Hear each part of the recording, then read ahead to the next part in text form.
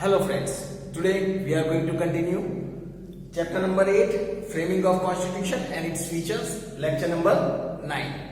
Friends, up to now in this chapter we have understood the meaning of Constitution, the importance of Constitution, why this Constitution is important for us.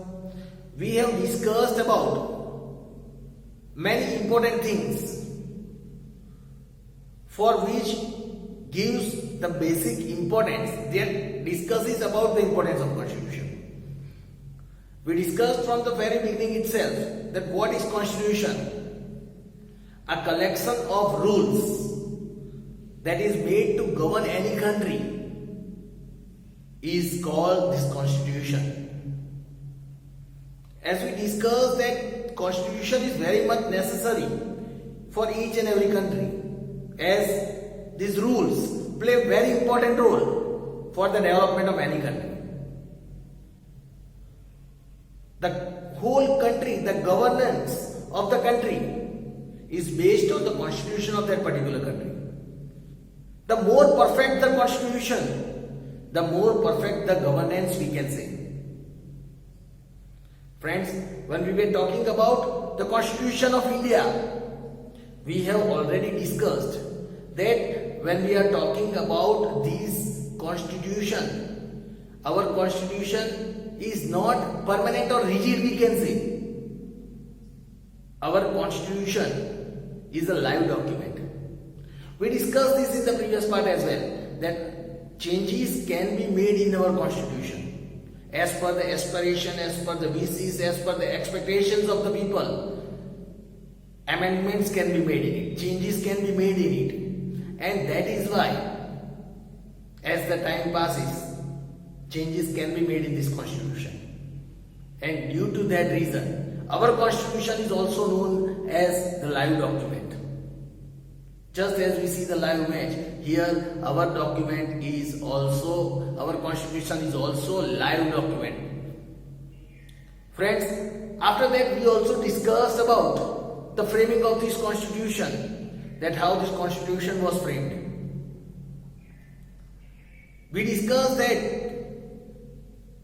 the responsibility of discussing about Indian independence was given by the Britishers to the cabinet mission. They sent the cabinet ministers to India to discuss about the problems of Indian independence. Which type of Indian independence should be given? When this cabinet mission submitted their report, they suggested to frame a constituent assembly to frame the constitution of India. And as per the recommendation of this this cabinet mission, constituent assembly was framed. Many peoples of our country, very well-known leaders, they gave their efforts in framing our constitution. Dr. Rajendra Prasad was made the president of this Constituent Assembly. Friends, Sardar Vallabhbhai Patel, Jawaharlal Nehru, Maulana Abdul Kalam Azad, Krishna Swami Iyer, female candidates like Sarojini Naidu, Vijaya Lakshmi Pandit, they all contributed in the framing of our constitution. With a lot of discussions, a drafting committee of this Constituent Assembly was also framed for drafting the Constitution of India under the chairmanship of Dr. Bhimrao Ambedkar. Several members of this drafting committee were appointed from different geographical diversities, different castes, different religions. They belong to different cultures. Threadbare discussion was done on each and every topic that were going to be included in our constitution. And at last, with such a great efforts, on 26th January 1950, we got our constitution. On 26th January 1950, our constitution came into force. And India became republic. Since that day, every year, 26 January is celebrated as Republic Day in our country. Friends, we also discuss about the preamble after that. That what is preamble? Preamble means the introduction of the constitution. It works as a compass to guide the government, to guide the people regarding the constitution. It shows the aims and objectives of the constitution. If there is any misinterpretation regarding the constitution, preamble shows the correct direction. Here, constitution plays a very important role, but preamble works as a soul of this constitution.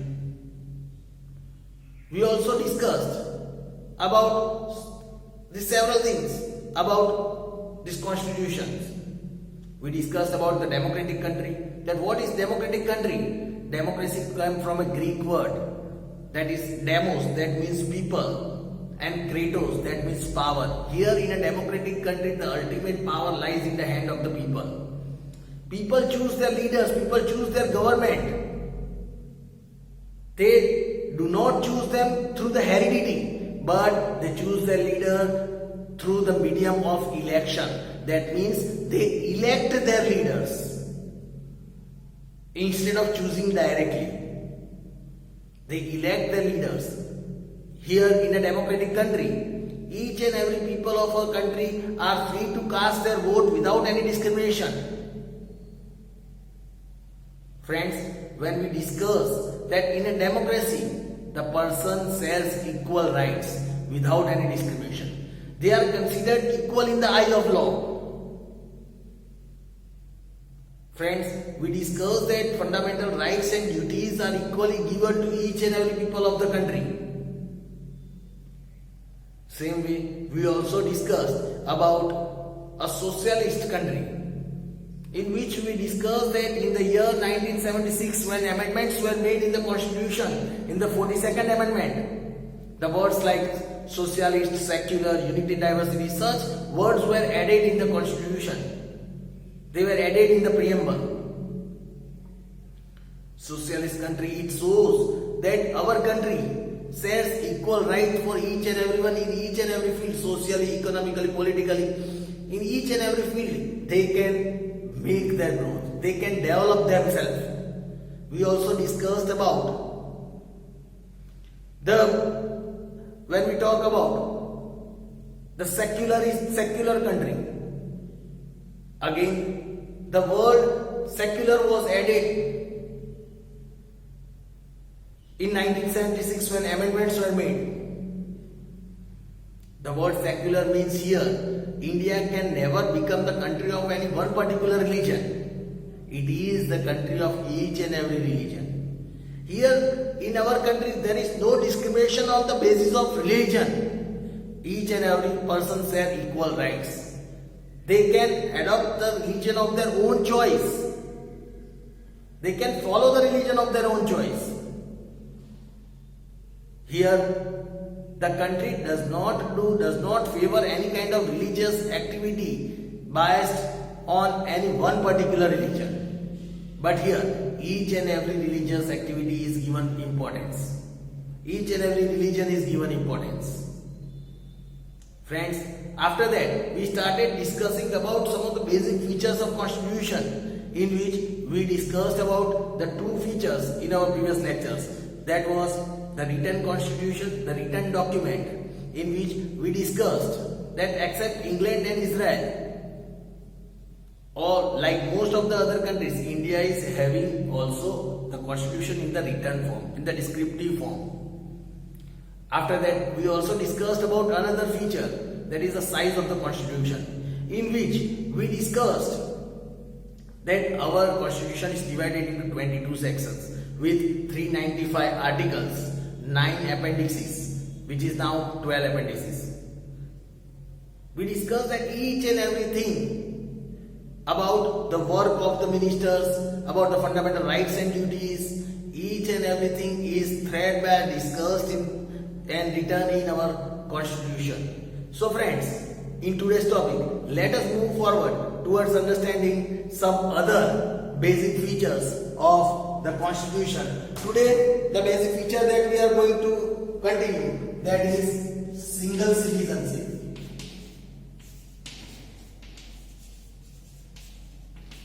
Let us start with the first feature, that is the single citizenship.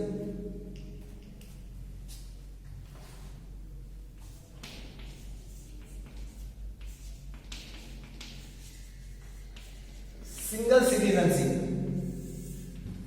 Here, if we talk about these basic features as single citizenship, India gives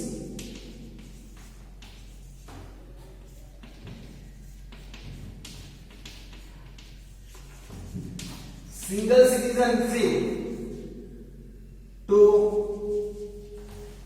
every. India gives single citizenship to every individual. It gives single citizenship to every individual living in any region. If the person is living in any region or state of India or state of India, the single citizenship, that means India gives single citizen to each and every individual person that resides in India, that is the citizen of India. He gets only single citizenship, whether that person is living in any region of India or any state of India. That person owns only one citizenship, right? So India is giving only one citizenship. Here it is said, there are some countries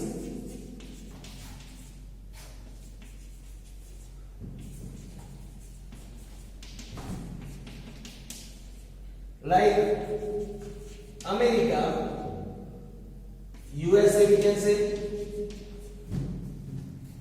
that gives dual citizen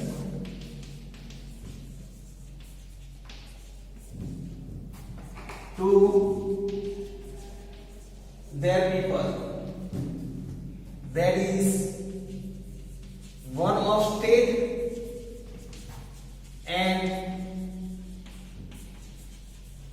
the other of country. Friends, there are some countries like America, they give dual citizenship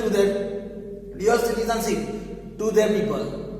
One citizenship is of state, means state citizenship, and the other is the country citizenship, means in their country dual citizenship is given. But if we talk about India, India gives only single citizenship. We do not have any kind of citizenship, like state citizenship is different and the country citizenship is different. We do not have this dual citizenship. We only have single citizenship. That is, we all follow the nationality of our country. That means we each and everyone are considered as Indians. So friends, this was important feature, single citizenship. Let us understand the another basic feature, that is the center with strong federal structure. Another topic, the center with strong federal structure. Let us understand another, that is the fourth basic feature, we can say the center with strong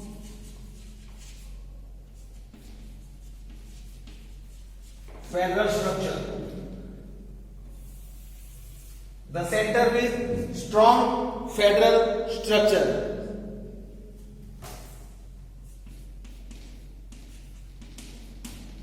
India is a union of states. As we all know, friends, that India is the union of states, right? the word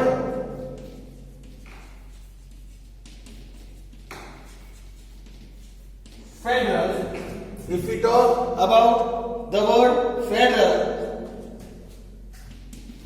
is not present anywhere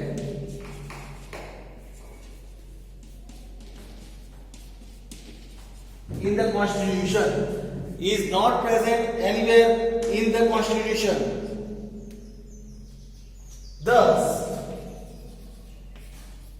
India calls itself Union of States, as India is the Union of States. Why it is called Union of States? Because we do not have any word like federal in our constitution. And due to that reason, India calls itself as the Union of States.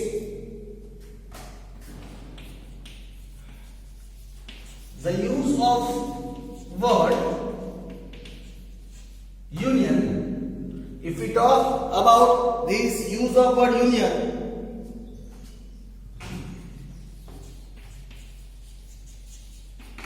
represents a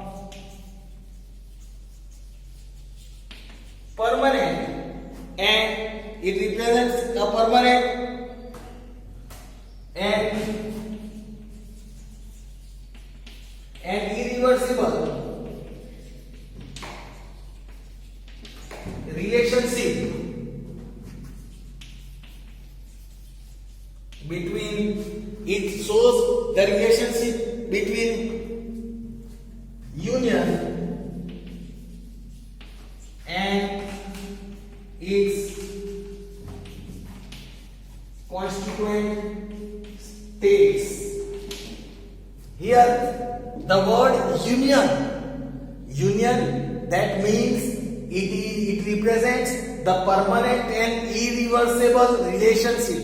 There is the permanent relationship between the union government and the state government. No state in our country can itself represent that they are more important than the union. Means they are each and every state. With the combination of each and every state of our country is formed, and that is why our country is called the Union of States. No country, no state is more important than our country. Our country is more important than each and every state, and that is why here it is said our country is made with the Union of States, and the word union, that represents the relationship between the country and the states. Here, India is a union of states,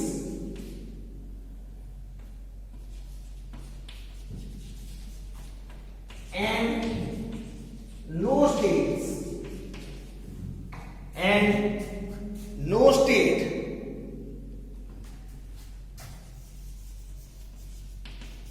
have right to separate itself, and no states have right to separate itself from the union.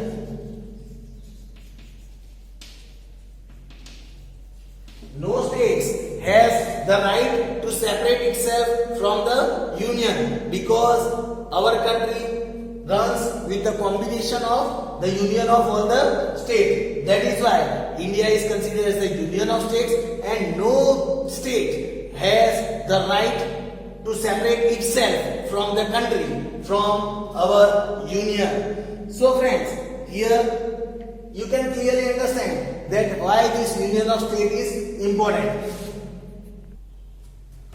Here it is said, although India is a union of states, still it has some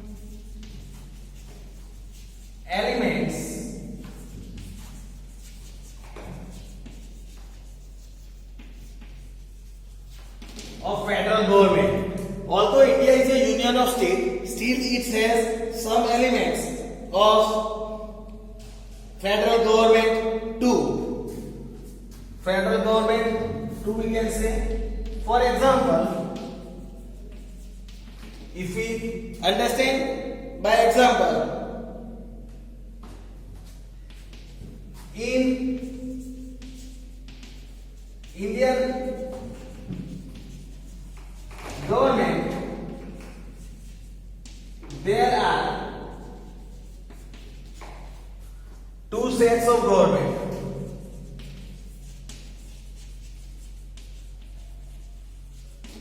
If we talk about Indian government, here it is said there are two sets of government.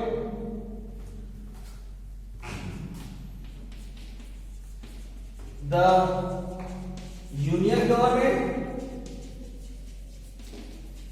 and the union government and the state government.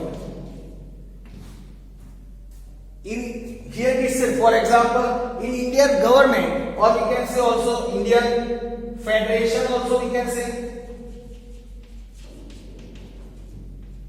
In Indian Federation, there are two sets of government, the union government and the state government.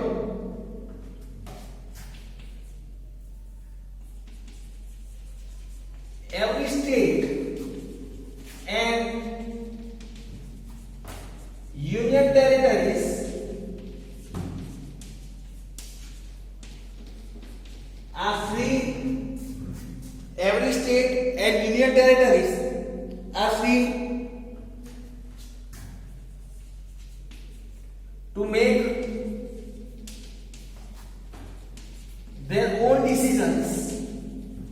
They are free to make their own decisions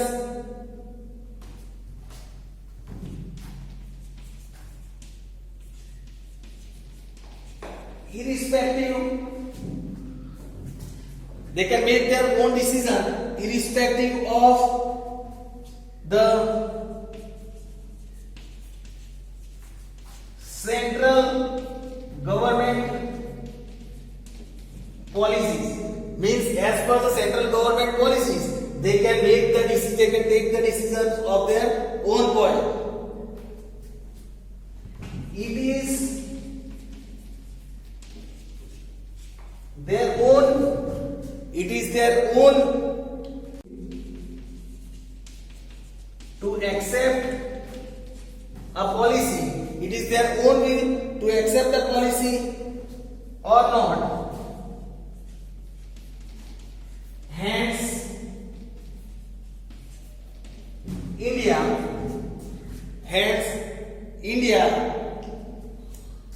is also called a country. Hence, India is also called a country with strong federal structure. Hence, here we can say that India is having the strong federal structure. Here, if we talk clearly, it is said that India is, although India is having the union of state, they are having some of the other elements of this federal government also. Example is given, we are in Indian Federation, we are having two sets of government. State government is also there and union government that is sitting at Delhi. For example, we see that over here, if we talk about the government of Gujarat, we are having the chief minister who is handling the work of the state government. They are working at state government, and the head of the state government is chief minister. While on the other side, the working of the union level, that is the central level of the whole country, is done by the prime minister. Same way, here we are having two sets of government. Obviously here the state are free to take any decision related to their state. The state government is free to take any decision related to its state and to accept the policies.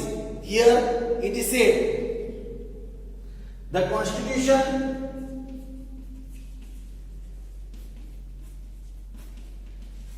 demonstrates. The constitution has already demarcated the powers of